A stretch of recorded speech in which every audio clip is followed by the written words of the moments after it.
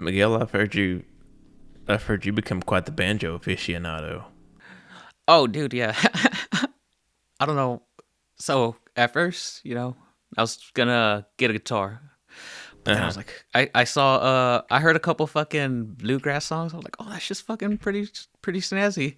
And Yeah. then I saw Steve Martin do a stand up with the banjo.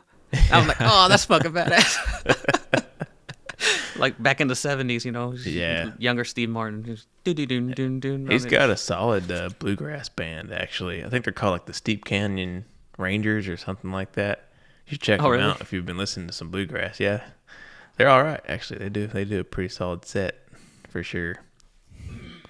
Well, to our listeners, we are here in Alaska with the one, the only, the infamous Juan Rambo, aka Miguel Perez. Miguel kind of like hijacked his way onto the podcast this weekend. Of course we were going to have him on anyway, but he came up here with Eric Clark, so we're like, what better time than now? So come on up, we'll do it now, and give us a good test of our in-person recording studio, which we've not really had a whole lot of opportunity to use yet. We've made some upgrades, and I think it's so far it's working out pretty well. So Cool. how you liking Alaska so far? It's nice, dude. It's snow, okay, but it's pretty cool. It's already dark. The sunset. Yeah. I was like, what? Mm-hmm. Didn't even notice it. The cloud cover, but that was pretty wild. Yeah, because I mean it's like 4 p.m. now. I mean it is dark. Yeah, it's Got Alaska. your brief window of what, 3 or 4 hours to work with, even that? Yeah, I mean because the sun really comes up around like 10:30, and then it's on its way down by 2:30. Yeah. But after tomorrow, the days get longer. So Yeah, we're almost at the solstice, so pretty you're cool. about to make that Yeah. turning point. yeah, pretty stoked about that. But anyway, yep. Miguel was primarily he was a saw gunner in 3rd Squad, 1st Platoon, Bravo Company 164 with us. And Perez had pretty eventful deployment. But before we get to that, we want to give you a chance to just kind of tell us, how you ended up joining the Army and why you chose the infantry. And Already. So, figured the Army was a good stepping point to, if I enjoyed it, stay in. If not, everyone wants to hire a vet. I thought, give me a good opportunity, set my foot into. Originally, I wanted to do Border Patrol, but that probably wasn't going to work. I felt like that was a good opportunity, getting out of California, give me something to do. I still don't know what to do, so I figured that was a good thing to maybe find out what I liked, Sure. test myself. Or what you don't like, which is equally important to learn, Yeah. I think. And infantry. I figured you're going to join the military, you might as well join infantry. If Yeah. you're going to join the Army, go infantry. That's what I thought. yeah, I mean, did you fully understand what infantry did? Yes. Did like the recruiter show you like the video or whatever? Or? Oh, before that, I started watching like the military channel, and the mail call with fucking Gunny. Gunny? Yeah. Yeah. So I was all into watching that shit. So I knew what infantry was. Okay. So I didn't go in blind like, oh. So you weren't really super surprised when you showed up to basic training and it Yeah. was what it was. Okay. Yeah. No, yeah. I asked for infantry. Yeah. And you showed up at the unit not very long before I did. Was it like January? I got to 3rd ID while they were on block leave for Christmas. Okay. So I got to the reception center, and I spent Christmas at 3rd ID, and then I met them all in January. Okay. Yeah. Okay. That's when you got down to the unit. Yeah, that's So when. you beat Yeah. it there by a month. So you went to Yeah. NTC with us then, right? Yeah. I was. That's in what I NTC. thought, because you were there. We had that very brief little training exercise before NTC. That was just 2 or 3 days.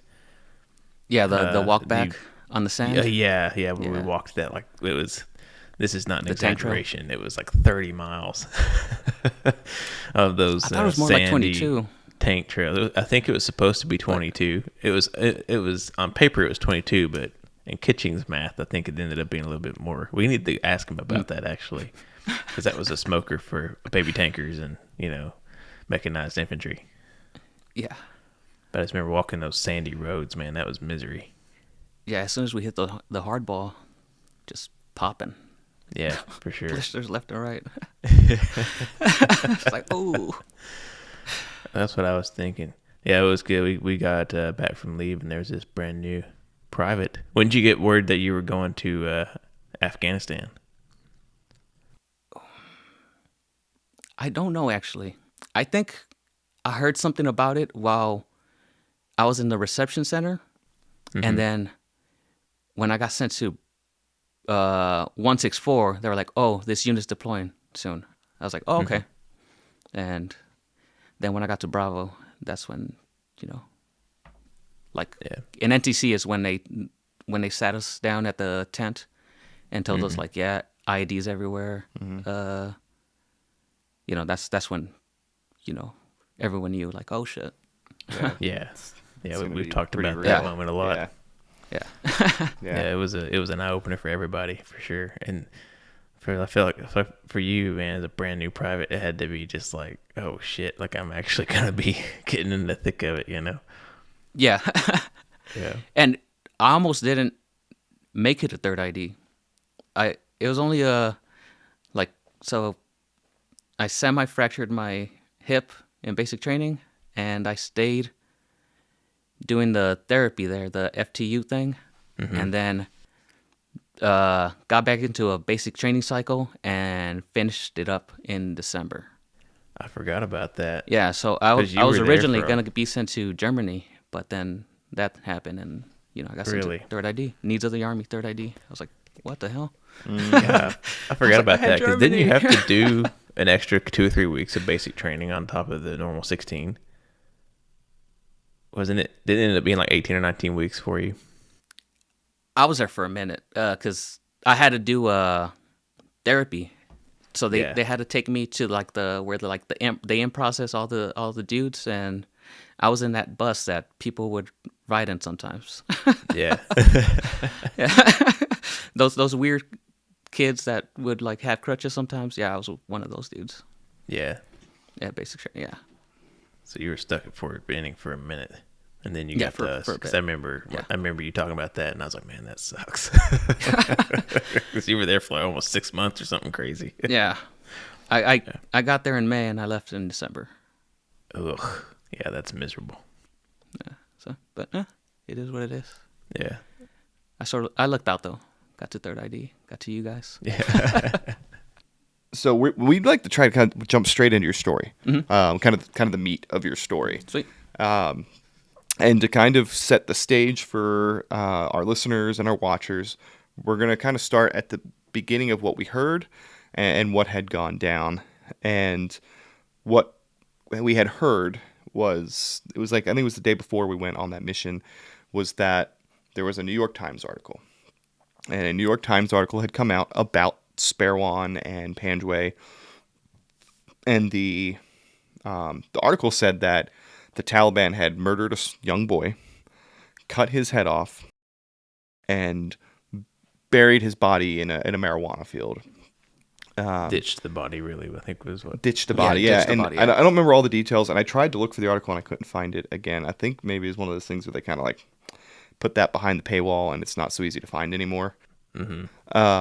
But it was a New York Times article. It was big news, and it came down to us.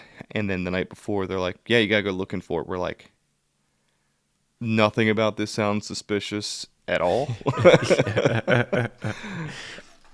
I mean, Luke, am I missing anything on that one in terms of No. recollections of the setup? I mean, it wasn't super detailed, but we No. did have enough time to find the article before it went out. Yeah.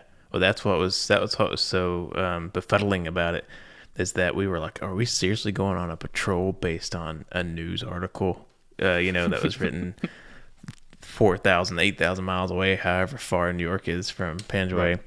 And it's, we obviously realized that it stunk, especially when they basically had to tell us to go to, I think, Big Reggae and start asking around about this kid because we didn't even know what marijuana field his body had supposedly been dumped in, you know? Right. They just said a village near Spur One.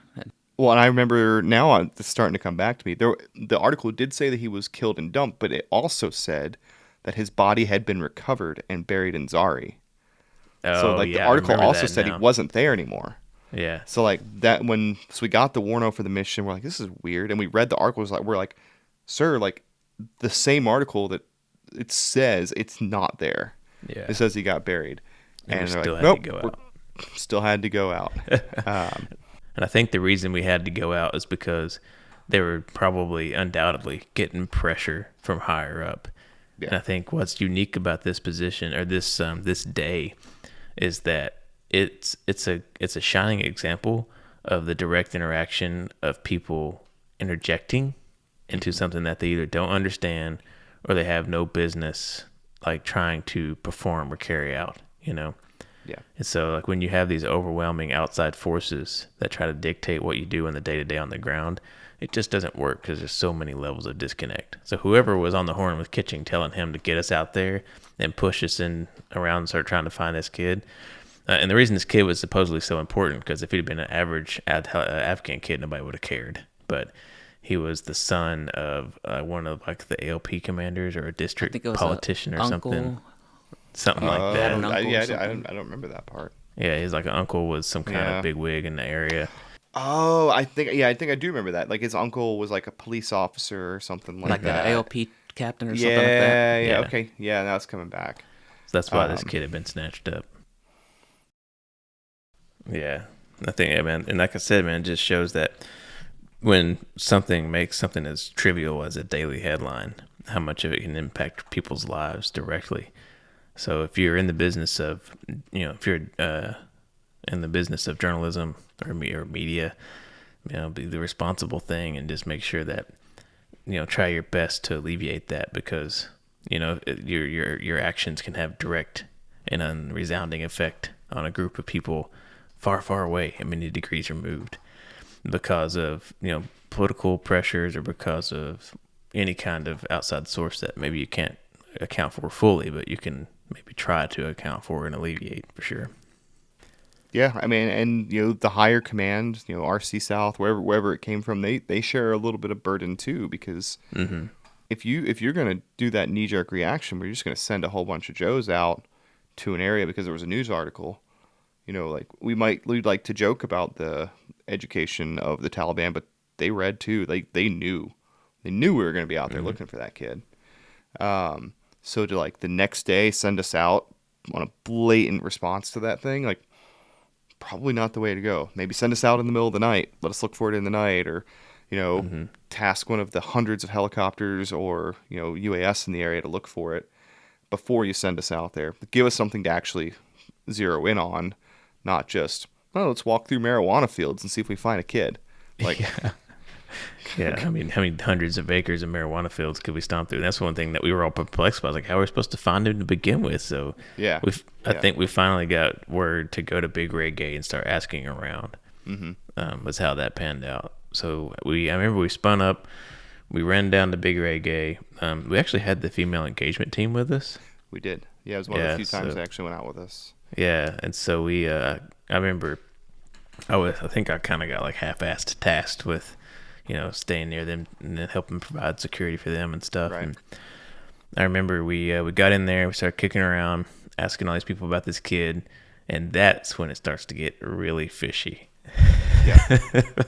Because it went from being like, we're looking for a general area to like, oh yeah, he's in that field right over there. Yeah, just north of the village. Yeah, just north of here. And so for people who have been listening, we've talked about this like cluster of villages in the middle of the AO to the east. That was just like Taliban stronghold. And then there's a big open ground of what you think, guys, 400 meters? Yeah, you talk about between Reggae and like Salam Khan or Sahidan Yeah. and stuff. Yeah. Yeah. Yeah. So there's this big stretch of open ground. And then there's the beginning of that cluster of villages that was more or less the Taliban's home country. And so I can't remember exactly how the word came down that we were going to start pushing north because they claimed the kid was in that marijuana field that was at the south end of Salam Khan. Well, and there were also two conflicting stories. Like the village elders of Reggae, who traditionally been very friendly. You know, we always had a warm welcome in Reggae. They were always very helpful. They're like, there's no kid. Like, we've not heard of this. We have no idea what you're talking about. I remember But then I don't know who they talked to. Some guy was like, yeah, it's like over there in that field or in those general fields. And, you know, we probably should phone Matt Kohler in at some point and be like, hey, man, how did we end up going north? Because, I mean, he was the PL. So he would know why we chose that particular field. But like you said, it was super fishy because we looked at that field. We're like, the field surrounded on three sides by compounds and walls. Mm-hmm. Like that one? Reeked of ambush. Yeah. And actually, when they got word down to us to start pushing across that field, I remember turning to the FET team. And, you know, and this is I'm not throwing shade on these girls. Like, one of them was a civilian. She wasn't even armed, you know. And then the other one, I think it's just like an MP who was tasked with being security for this Scottish chick who spoke Pashto, who was the civilian. Or maybe she was British Army, but in civilian clothes. I don't know. I'm not sure. But she never carried a firearm. Yeah. So I always remember looking at them and telling them, like, hey, it's like, we're going to take contact. So, like, get ready. And they both got really wide-eyed.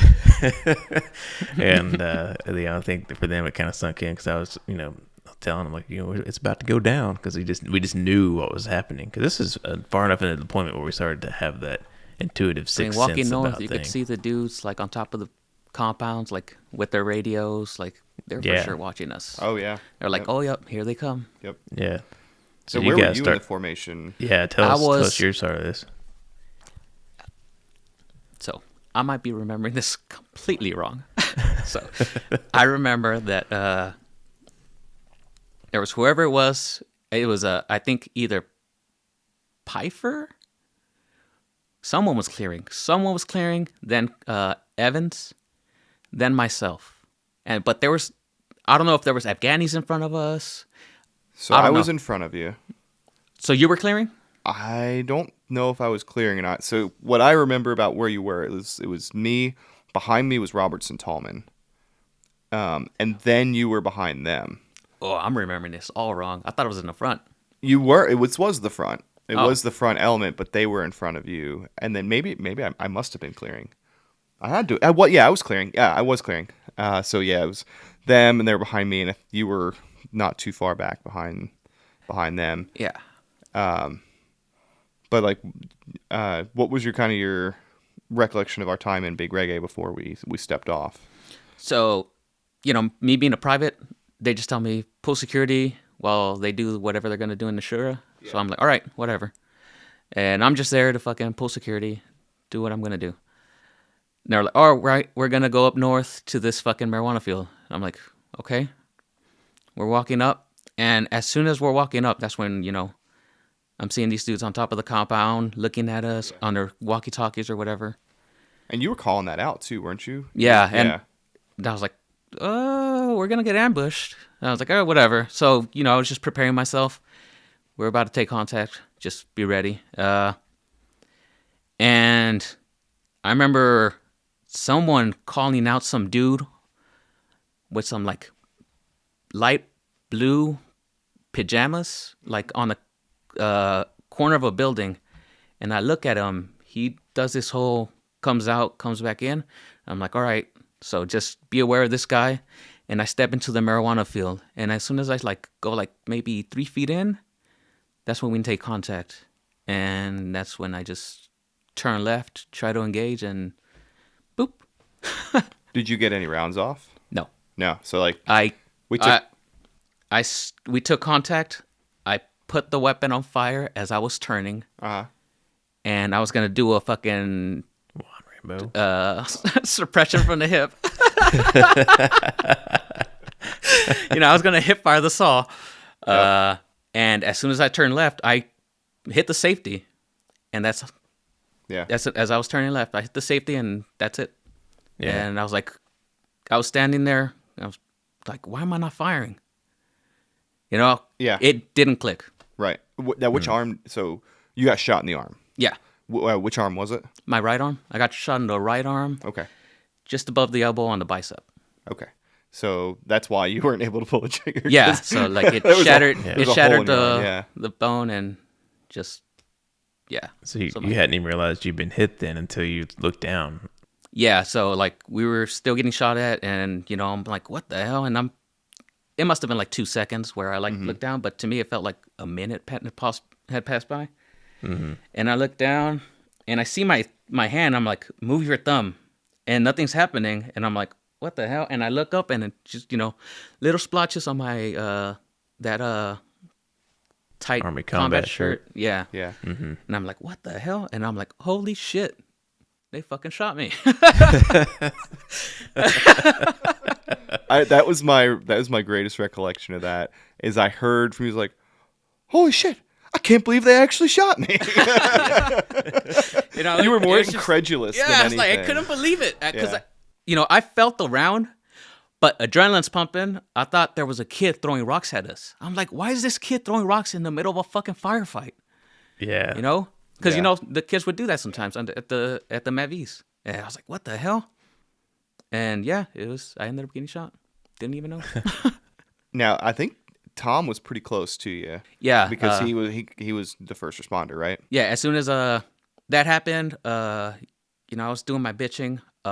Sergeant Ott told me to get down, and I was like, "Oh, that's probably smart." So I got down on the prone, in my back actually, and Evans was right near me, and he came at me, and then Todd ran from the back somewhere. Yes, I think this was probably one of his first missions. Yeah, I out, think I got him his CMB. Nice. So yeah, Evans and Todd were right there next to me. Yeah. doing that thing. They put the splint. They did the whole whatever they did. I don't know. I mean, at that point, did it hurt, or were you still in like shock, or? Adrenaline's still pumping, so I'm Yeah. like, what the fuck? And I think I'm probably cursing around. Probably You were, yeah, a little bit. I don't remember what I was saying, but I remember asking Sergeant Knott if I could stay in the Army. Yeah. I remember that clearly, and oh, dude, I was so motivated. Yeah. I was, I don't remember what was his response to you. he was like, remember. yeah, just get the Just fuck get down. out of here, man. Like, it's like we'll worry about that later. Yeah, and they packed me up. They called in the trucks because I think the Mat Bs were still at Reggae. Reggae, Yeah. so I think that's when the trucks pulled up, and I got into the truck with Nagurn was driving and Wilkins was a gunner, Okay. and so I remember holding Wilkins' hand, and he was put his hand down, and I was just fucking. Apparently, I was squeezing his hand really tight. Yeah. So at that point, was starting to hurt. Yeah. Yeah. Well, what hurt the most was the tourniquet. Oh. Yeah. Yeah, Yeah. I had no idea what was hurting. I was like, "What the hell is this?" Yeah. And it was the tourniquet. Yeah. That hurt the most. It hurt more than the gunshot Yeah. until I got to the bird. Right. And, Yeah. Did you get your And so- morphine lollipop? Yeah, they gave me a fentanyl. Doc gave me Yeah. a fentanyl pop, and I was chewing the shit out of it, sucking the hell out of that thing, and it was gone by the time I got into the cop. Like Yeah. I must have went at it with that thing. Oh man. Like Dude. yeah, because that tourniquet, dude, that tourniquet fucking hurts. Yeah. Well, at least you know they did a good job on you. Then. Yeah, They got you yeah. wrapped up pretty tight. for sure. Yeah. Yeah, that Yeah. Sam splint that they put kept it in line and whatever. Now how was that drive back to the cop with a shattered arm? It was pretty bumpy, Yeah. and I think that's why I was holding Yeah. squeezing the shit out of Wilkins' hand. And but I mean, Nagurn got me there pretty quick. I'll give him that. Yeah. He got me there pretty quick. So Yeah, you guys, they hauled ass, man. yeah, and I get to the aid station, and I think I walked. I don't know. I might have walked in. I don't remember. Yeah. Uh, That's the fentanyl lollipop talking. and yeah, and yeah, I get down on the the little fucking bench that they have, that's the desk or whatever, and Doc, Rudy, and Salvador, they're all around me, doing their thing, and in comes Sergeant Collum and Captain Kitching, First Sergeant Collum, Captain Kitching. And I remember the first thing Captain Kitchen asked is, where's his nods? Where's his sensitive items? And I'm like, what the fuck? And I was like, what? and but first sergeant Column comes in, starts shooting the shit, like, oh, starts cracking jokes, and then, I'm like, all right, whatever. And yeah, I don't know what the hell. Someone said something about where's his saw, and I had just watched Dirty Dancing. And here comes one of the most famous lines of the whole deployment.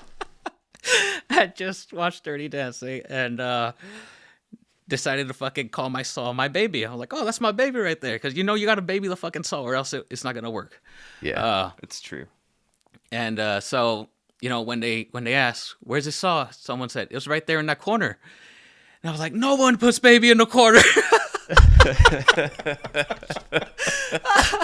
Dude. Dude, I was, oh man, I don't know why the hell I said that. I was probably high as fuck on the fentanyl pop, but yeah. I mean, I can't believe you had the wherewithal about you to crank out such a great stellar one-liner while you're sitting there with the bullet having passed through your arm waiting on a medevac. That's pretty good. Yeah, but yeah, they called in the bird. They carried me with the litter to the bird, and then that's when I got casevaced or medevaced out of Cops Spurgar. So I mean, since it was just your arm, they didn't put you under or anything, right? I mean, you're pretty conscious for the whole flight. Like once you got to Kandahar. I kept bitching about my arm. Yeah. The tourniquet. Yeah. I was like, what the fuck? And I guess they gave me something because I remember waking up when we landed in CAF. Okay. And everyone, all the doctors were like, oh, you're lucky you still have your arm. And, I thought, they were just joking. Yeah. I was like, oh, they're trying to make it light, make a joke. I'm like, all right, whatever. And yeah, apparently, that was a thing. I could have lost my shit. Yeah. Well, I remember Tom telling us, he's like, Perez might lose his arm. We're like, what? We got shot in the arm. He's like, yeah, but it like shattered the bone. He said it was barely hanging on. Yeah, it was like the perfect shot. It hit the bone. It just disabled my arm for that firefight. Crazy, man. So one of the things that was crazy about that day is that, obviously it already started off really poorly. We were in the back. We were in the wide open when you guys got hit. I don't think they even knew we were back there, or they were just too honed in on you guys because you were so much closer. So I remember hitting the dirt, and there was probably like 100 meters of just pure open ground to the marijuana field. And so I was not happy about that, but then it came up like, oh, Perez is hit. That kind of worked its way down the line, but then I saw you kind of walk out, and by the time we got up to the marijuana field, like the trucks were pulling up and stuff. Mm-hmm. We put you on the truck. We put the vet team on the truck, and then we hung around for a while, and we ended up getting into a pretty doozy of a firefight, man. Like it turned into a long, drawn-out day. Yeah, because we went chasing after that dude. We chased that dude from compound to compound. And I believe we got him. We did. We finally tracked him to the right compound. But even getting to that compound was quite a hassle because we were in that marijuana field. It was like a three-way ambush. Yeah. We're like, well, now how we get there? And so we start walking east to west, just to south of those compounds, looking for a way to get up there. And we look down this road, and there's just like rock formations, like super narrow road choke points. And I'm like, nope, not that way. And so we kept looking. We finally found a way to get into a compound through a wall. Like we busted a wall down with the hoolie tool and busted into that compound. But then we had to like hop to another compound, and that was the one where we found the guy.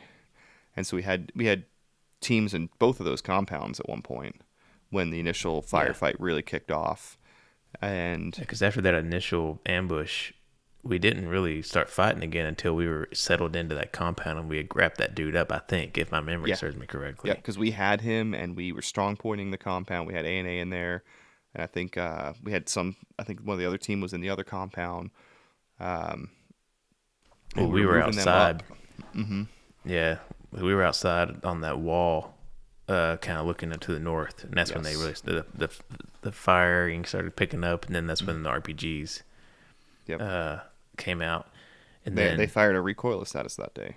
oh yeah, I remember that very well Yeah. because I was posted up on this wall, suppressing a gray putt and trying to talk. Somebody was on. I think it was Roberts actually, because it was probably his first firefight. Yeah, that It was. was. Because Yeah, it him was and their Tallman first. had just got there. And I was trying to get Roberts to open up with his saw on this gray putt, and all of a sudden I hear this like it was different. It wasn't like an RPG, it wasn't that slice and boom kind of effect that you get from the RPG.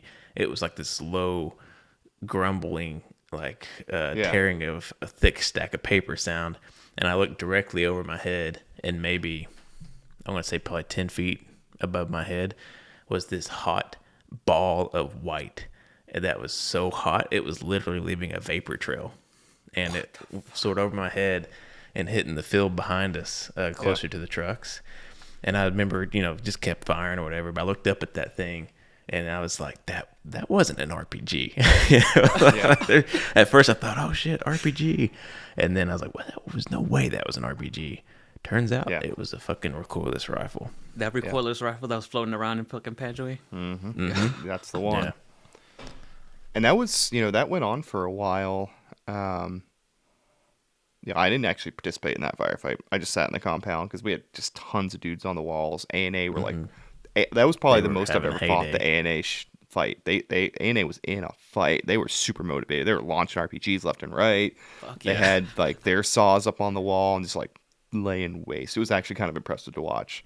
That was their firefight, really. They did good work, man. Yeah. Credit where credit is due. Yeah. And then, after that kind of died down, we got, birds on station, did whatever. And we toyed with the idea of continuing to chase after him, but we realized like super bad IED build up ahead. We're like, Yeah. we've You were near. already had a Sahid or casualty whatever. today. And, Yeah. I think it was by that point, they're like, okay, like we're being baited in and we're not going to let them bait us into a complex ambush. We're going to call this a day. So I don't know if that was the actual decision making process, but that's what it seemed like to me. Yeah. Well, so after you basically had told them to pack sand on clearing, I got handed the freaking mine hound, and they tried to push me, and I remember hopping a wall into a grape field. There was a grape hut that we were trying to push to, and that kind of frog marching our way up these compounds, and it just reeked of IED. And I told someone, I was like, I'm not gonna do it. I just blatantly refused orders, essentially. Yeah. And I just told him, I was like, man, I'm not gonna do it. Like, we don't need to do this. That there's IEDs everywhere in this area, and we've already gotten to a good fight today, and I just wasn't gonna do it because we were all thinking of Perez too, Right. So it was in the back of our minds the whole time. I was like, fuck, Perez has already got hit, and we've gotten to a good firefight with these cats, and we're not going to keep fighting the rest of the day all day long, which is what it would have turned into. Yeah. And I'm thankful for, Tom and Sarnat. Sarnat, and kind of like the NCOs had like their decision making prevailed and kind of brought everything back to a little bit of sanity. They're like, hey, to higher leadership, like, hey, we need to pull back. This is we need to set the stage of the battlefield, not the Taliban. And right now they're setting the stage. And also, Tom kind of standing up for you and me when we said, I will not clear down that road. Like we can't possibly clear it. And him being like, like we're going to find another way. It wasn't that we aren't going to go to this objective.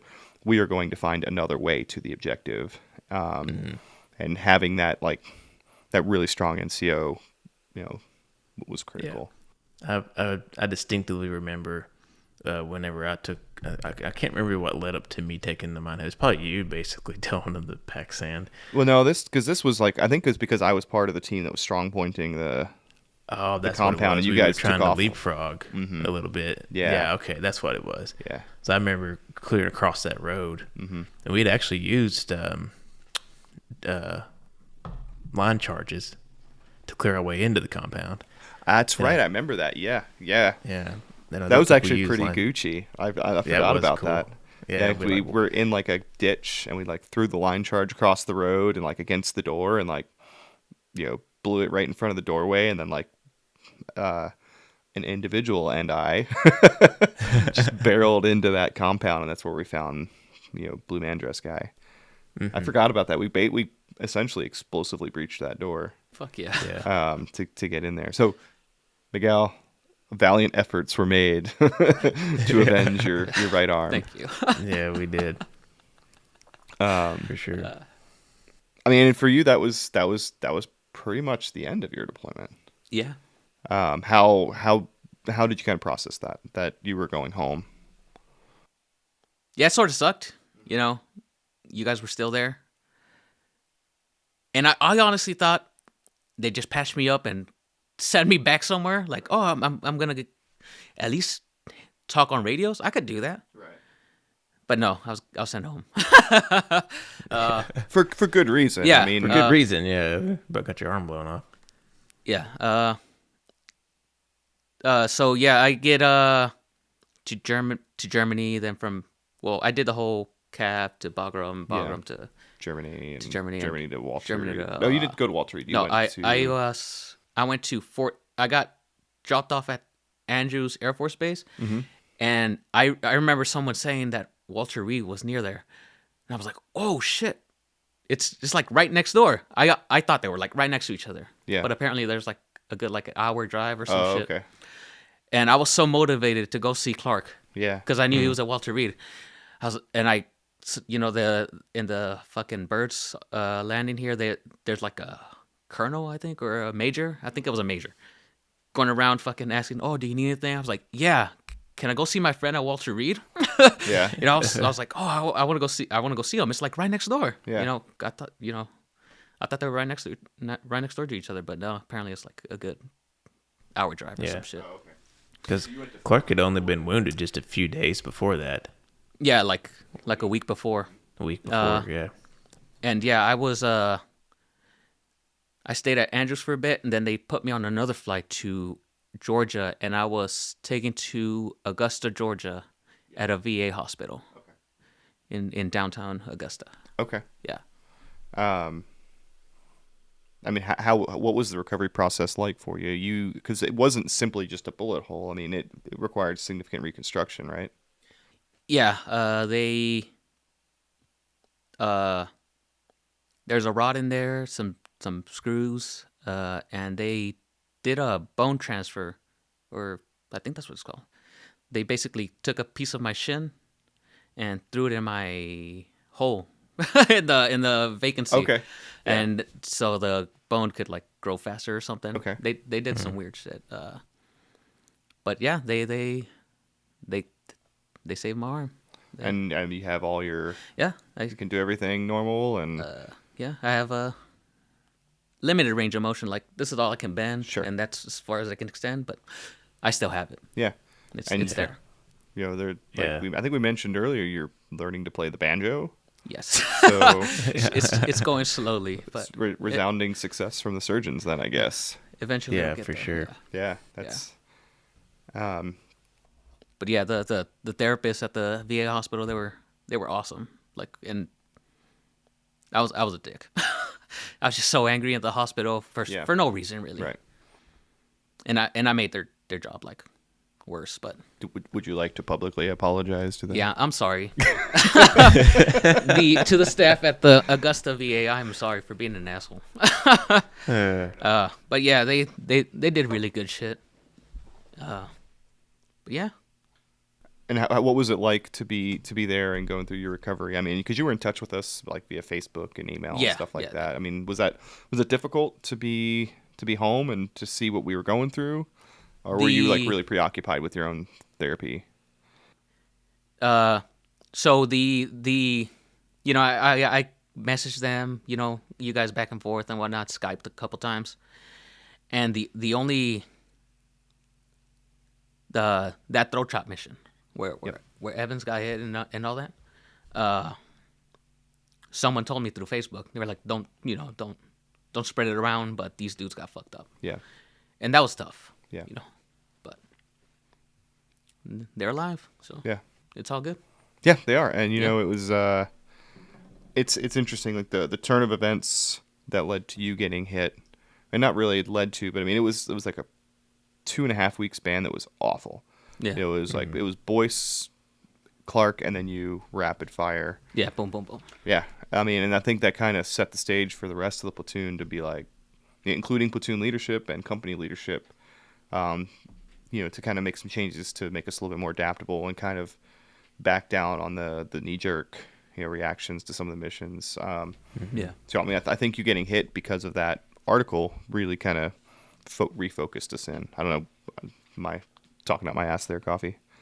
No, man. I think you're right, because we kind of changed up. We started doing a lot of like strong pointing.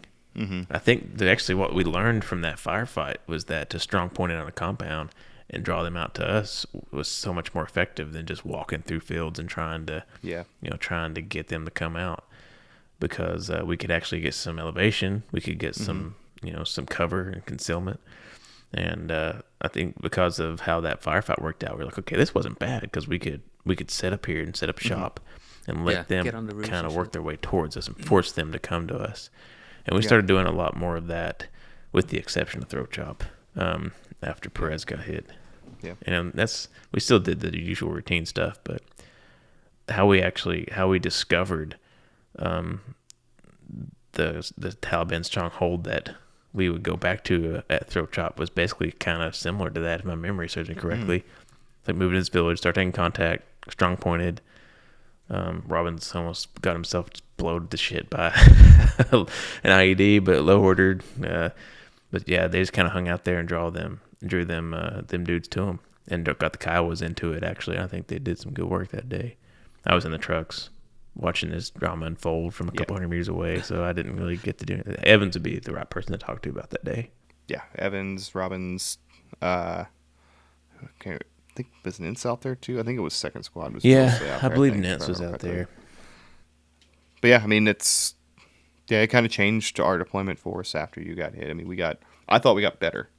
I thought we got better at getting in early and setting up these strong points, like Luke said. I think the firefights got a little bit less risky for us because of the way that we moved and the way that we operated. So, yeah, I mean, that's good, dude. Thanks. I'm glad I helped. And before we really wrap this up, I have one really pressing question. The boots. Oh. Like, I want some clarification on why you chose to take the boots, how many times you wore the boots, and like, just please, like, your part of the story of the boots. All right. Have we talked about the boots yet? We did in the Nintz episode. Yeah. Okay. Apparently my boots were wet. Something was wrong with my pairs of boots. Yeah. I wanted to go to the defect. I didn't want to wear wet boots. Clark had these boots. They were brand new. They belonged to Boyce. Mm-hmm. Boyce. And, this was before the boots were a thing, No, they were already a thing, because we wouldn't touch them. Oh, well, I guess I didn't know. No, you knew. Do you not remember us saying, don't take the boots? And what your response was when we said those boots are bad juju? I don't believe in bad juju. Yeah. And you took them anyway. Oh, man. And you took them anyway. How long? How many hours was it until you got shot? Were you wearing the boots when you got shot? No, you weren't, I wore the boots when we got back. to the DFAC and back, and took them off as soon as I got back to the. Because I think we couldn't wear PTs. Yeah. To the DFAC, or it was some weird shit. Yeah. And I had to wear boots for some reason. And yeah, I just decided to wear those boots because mine were wet. One time. One time, and I wore them for like 10 minutes. Wow. And then they got the bad juju came back and bit you in the ass. Yeah. figuratively speaking. Well, and Oh, it's man. interesting. Like we were talking about this last night, and proximity and duration within the boots had an effect on your situation. So, like, Boyce ordered the boots. He was very involved in the boots because they were his boots. His money paid for them. So he got shot in the pelvis, but he was fine. Eric wore them around a lot. He was breaking them in on the base. So he wore them a good bit. He got his leg blown off. You wore them once and you got shot. I touched him with a broom handle, and my backpack got shot. And I didn't make that connection until last night. Until Eric Yeah, Clark that's said true. that. So, I yeah. thought about that. So, Just a few weeks later, like 3 weeks later, your backpack gets shot up. yeah. Maybe So it's That's all crazy, later. dude. I always thought that the burning of the boots was the end of the boots story, but maybe just that residual juju Yeah. Was still there. was still there. And maybe that backpack getting shot was the final The final say of final- the bad juju the boots. final say of the bad juju boots. And like to our listeners who expected, all of our episodes to be super, super somber and very sincere and human, like, I apologize, but the superstition behind the boots is just glorious, and I'm not going to shy around from talking about that. No. Oh, it's a deeply superstitious world to begin with. Yeah. And then you put us in such crazy circumstances. Obviously, the superstition's going to just go through the roof. Yeah, absolutely. I mean, Yeah. Miguel, you were very much, I don't believe in that. Like, and you meant Yeah. that. You weren't just being And yeah, facetious. I remember. I clearly remember. You guys remember that ladder that was leaning always on the side of the schoolhouse by the fucking company briefing room? Yep. I would always Yeah. walk under it every single fucking time because I was like, oh, nothing's gonna happen to me. To our young 11 Bravos listening, it's real. It's real. There's It's something out real. there. There's something out Something. there. If you're religious, that's fine. If you're not religious, that's fine There's too. some randomness. out There, there. just know that there's a little bit of order to the randomness, and I don't know exactly what it is. But if everyone else is knocking on a piece of wood, you need to knock on it too. Yeah, for sure. Uh, But I think one of the things for me and Curtis Perez is that we came back, we burned the boots, but in that short amount of time, 2 of our roommates have gotten wounded. So when we came back from that mission where you got hit, I think have we inherited Piper yet? no, not yet. No, We hadn't. yeah, that was Yeah. So me and Curtis, we got back and it was like, shit, man, that room felt really empty without you dudes there. And like your shit was still there. Like me and him packed your Clark stuff up, and then a week later we were packing your stuff up. And I just remember like looking up, seeing your Taylor Swift paraphernalia and all that stuff. And Yeah. it was a weird moment for us because like, man, like Yeah. our numbers are dwindling here, and it was all the way up on that deployment. I don't think I was ever alone in that room ever. Yeah. There's always somebody else in the room, or you're in transit or whatever. But I remember distinctly after you got shot, finding myself alone in that room, and it really, really tripped me out. Like, it was Yeah. like, I cannot be alone in this room. Like, any other room, whatever, but like, I cannot be alone in this room. And, I think, Luke, you had the same experience that day. Yeah. And like, we 'Cause- were like, we have to get somebody else in this room. Yeah. Yeah. Because Fill our it back paths up. didn't cross. Like I was gone doing something, and then you were there, and then you Yeah. had left, and I came in, and it was empty. And I just remember like sitting in front of my bunk and looking up at Perez's bunk and just being like, "Fuck, man! Like this sucks. Like Yeah. we're losing our buddies, left and right." And it just felt weird. So yeah, it's good to get Piper's unrelenting humorousness into the mix there Yeah, it definitely kept the room a little bit lighter. for sure. And to our listeners, I think, I've shown a brief tour of our room before, but I'll put it up here again. We had 4 to 5 guys in that room at a given time. I think the most we ever had was 5, but then it was 4 because that was our team. It was Luke, me, Clark, Perez, with our squad leader was Tom Evans. Or no, he was our team leader at that point. Yeah, he was our team leader at that point. So when we lost 2 people on our team in the span of a week, just it was just wild to basically empty out that room. Yeah. So I am glad that we got a lighthearted and fun guy like Matt in there to kind of break it up a little bit. But even if he was the worst person in the world, just to never be alone in that room. Yeah, for sure. With the fucking with the microwave and the snack. By the end, we had a pretty good setup in there with the microwave, and we had a TV and an Xbox. Yeah. And we had the giant box of food from all the care packages. It was a good one. Yeah, we had a pretty good. So Miguel, one of the things that we do at the end of every episode is we give everybody a chance to just say if there's anything we didn't cover or anything you want to talk about or anything you just want to mention. Now's your time that we've maybe forgotten about or maybe not giving you the amount of time you want to talk about it.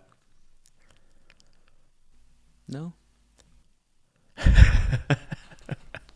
No, I don't. Then I have a quick question for you. Then that second day we took contact. Did you get pinned down on that hill? That second contact that we ever took for the whole deployment. Outside of Jerendai, yeah. Yeah. Mm-hmm. Yeah. It was I think you had just left the hill. Right. And I literally just got up and I started getting shot at. I was like, "Oh fuck." Turned around, hip fired and ran to the wall. Yeah. And that's the end of that. Yeah. I was trying to remember who it was, and I was like 99% sure it was you. Yeah, no, it was me. Yeah. I think that was your first true Juan Rambo moment, I think it was. Yeah. Because I think in the first firefight you had an M4, you didn't have this. Did you have the saw in the first firefight? When I got my CIB? Yeah. Yeah, okay. I had a saw. Yeah, because I remember, I distinctly remember Roy Wild's dog, like 2 inches away from my face, just going fucking crazy. Yeah. And I'm like, am I okay to fucking keep shooting this thing? He was like, no, dude, fucking go at it. I'm gonna hold the dog. Yeah. Well, I have a permanent memento from the Juan Rambo days. You know that? Do you know that, Miguel? Oh, the hot brass. Yeah. Oh, that got stuck in your. You can't see it from my beard, but there's just a little faintest of scars on my cheek because we were pushing in. It was the day we got Najib. Yeah. And we got hit on the way out, and I was hit prone. I was shooting back at the tree line. Then here comes Juan Rambo. It took a knee and just let rip probably all 100 rounds out of that drum. And but you hadn't come far enough up that you were like parallel with me. You were kind of like, so the muzzle of the saw was basically right next to my left ear, about a foot away. So I was just getting all the pressure from that saw. Yeah. And I always tell people, like, you've lost some hearing when, you expect that kind of like that ringing, but when it goes, boom, that's when you lost some hearing right there. Yeah. And I just remember my ears getting like blown out, and I was trying to shoot, and then somebody else came up on the right, and they were doing the same thing, and so I was getting this cacophony of muzzle pressure, just like squishing my head in, and I was like, okay, I'm not doing anything here. I put my weapon down and stuck my fingers in my ears until you were done shooting. And thanks to you, I can't hear as well out of my left ear. I have to turn my right ear to people whenever I can't hear them talk. Well, I think it's fair to say that you were perfectly suited to carry the saw. You were the finest saw gunner I ever had the pleasure of working with, and you should never be allowed to touch a mine detector ever. And another thing is, you knew the saw, you knew it well, you knew how to use it, and we mustn't forget that nobody puts baby in a corner. Yes. Nobody puts baby in a corner. All right, man. Thank you so much. Yeah, we fun, really, guys. really, really appreciate you coming out, flying away to Alaska, hanging out with us. Yeah, thanks for having me, dude. Dude, it's a pleasure. We're so happy that we get to reconnect with everybody and get everybody either in the studio or online or whatnot. But we really appreciate it, man. Yeah, for sure, man. Appreciate you.